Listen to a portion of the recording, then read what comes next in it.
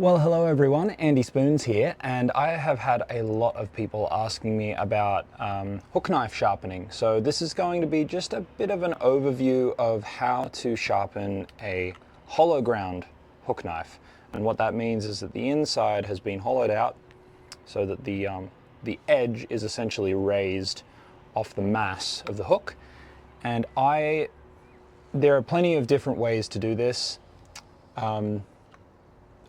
As long as you're getting a sharp edge and as long as you're feeling safe, then that's the right way to do it.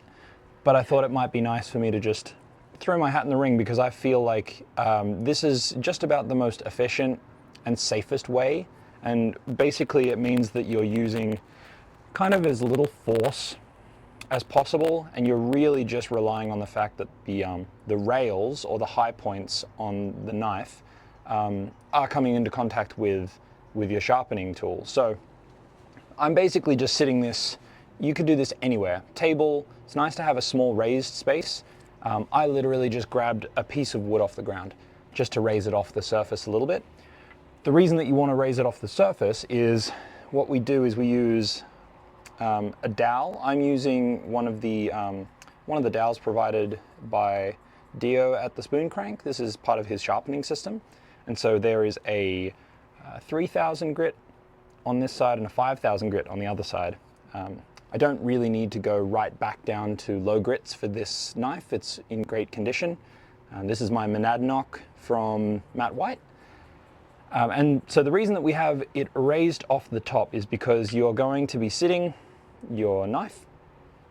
I'm left-handed, so the edge in this instance is out the front, but that won't change anything. You can do it, switch the other way, that's totally fine. But basically what I do is you set your knife on the high point, and then let's just start with the 3000 grit. All of the pressure comes from this hand, and that's super important. It means that you're basically just holding like this. So you can see that because I'm pressing right down, it's forcing itself to touch either side of the rail. And then all I do is with this hand pretty loosely, I just lift, still really loose, just lift it up until it passes out the other end. When I'm doing that, again, I'm doing this on a really small piece. You could do it over here as well, you know, on any flat piece. Down here is a bit more tricky, because what'll happen is, because the timber here is lower than either side, what could accidentally happen is you could hit that spot. So ideally you'd have something a bit longer. You know, I don't often sharpen in a space that's this short. So doing it over here is probably the best option. And then all I'm doing is I'm pressing down and then just kind of rolling the blade, pushing down, just, you know, maybe leaning forward just a touch, I suppose. If we do it out here, same thing, do it up here, same thing. And then really it's just a motion of, as long as you're pressing down with the sharpening, you're always going to be coming into contact with your edge. And it's just a matter of pressing down. What I suppose, doing as well, it's worth mentioning, is just pushing slightly forward away from the edge, just so that I don't cut the paper. You don't have to do that, and honestly it's a bit of an afterthought for me. Sometimes I remember to do it after I've taken a couple of nicks out of the paper. But yeah, so this is 3000, switch over to 5000, same thing. And again, if I stop in the middle, the dowel's doing all the work. It's really just letting this hand roll up and over. And then once that's feeling really nice, I can then switch over to the strop. This is kangaroo leather, rough side and soft side. If you like, in the middle, you could also, so I've got my other strop here, and again, always pushing so that the edge is facing me right now. All I'll do is just do a quick run, just to make sure that that burr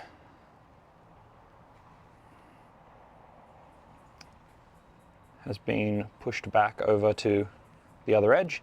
And then same thing, just a little touch up here, bit with the rough side, and then switch over, a little bit with the smooth side. And the idea is to keep this as relaxing and as repeatable as possible. And when you have this hard metal surface that is going to rely on downward pressure, it's so much easier than trying to push while this is free floating, because you can kind of, you can miss your spot basically. You might be able to finish and it'll slide away from you.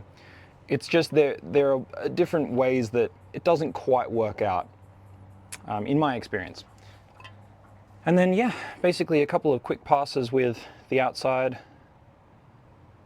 Again, when I'm pushing away from myself, I can watch the edge come into contact with the leather, which kind of, guarantees that I am getting right to the edge. And then that's it. Let's just see if I can, oh, okay.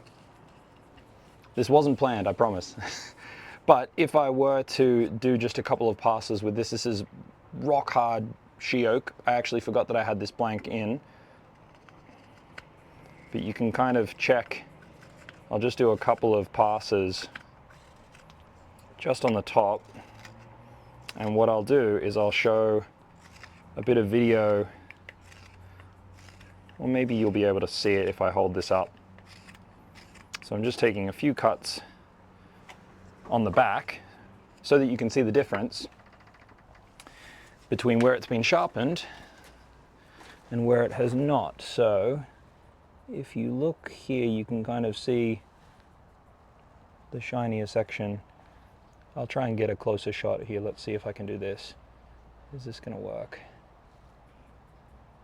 Here we go. So you can see it's quite furry on that side, and then once you get into these bits, it's a lot shinier. So I hope that has helped. I know that I have had a lot of people asking. I will do another version of an outside bevel sharpening as well. Honestly, it is just the same as sharpening a sloyd. You just mark up the outside of that edge and sharpen your way through it. But I hope this has helped you all a little bit. And if you have any thoughts on ways that I could change my sharpening, or any other questions, please feel free to put them in the comments below. And consider subscribing and all that kind of stuff. And check out the store, andyspoons.com. Got some more shirts there. But thank you so much for being here, and I hope to see you again soon.